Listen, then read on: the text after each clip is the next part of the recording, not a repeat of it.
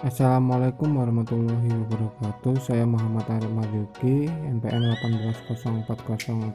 1804041104, jurusan Ekonomi Syariah, semester 5. Baiklah, di sini saya akan menjelaskan mengenai unsur-unsur perjanjian, di mana hal ini saya sampaikan untuk memenuhi tugas hukum bisnis yang diampu oleh Bapak Titut Sudiono MESY.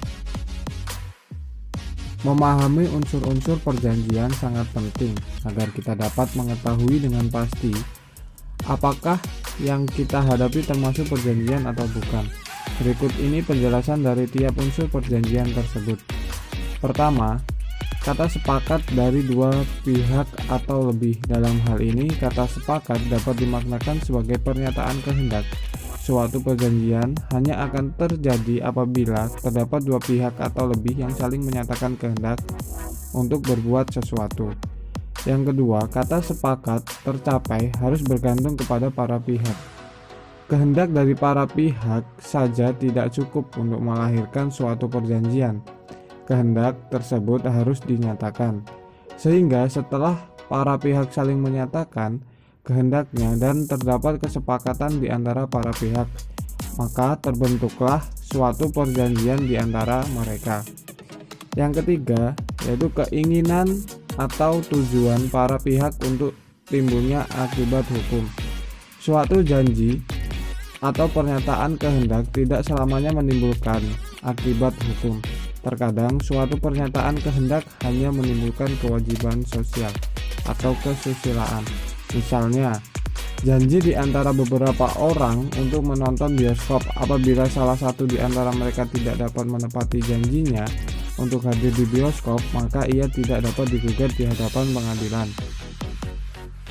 Selanjutnya, akibat hukum untuk kepentingan pihak yang satu dan atas beban yang lain atau timbal balik. Akibat hukum yang terjadi adalah untuk kepentingan pihak yang satu dan atas beban terhadap pihak yang lainnya atau bersifat timbal balik. Yang perlu diperhatikan adalah akibat hukum dari suatu perjanjian hanya berlaku bagi para pihak dan tidak boleh merugikan pihak ketiga. Hal tersebut disebutkan pada pasal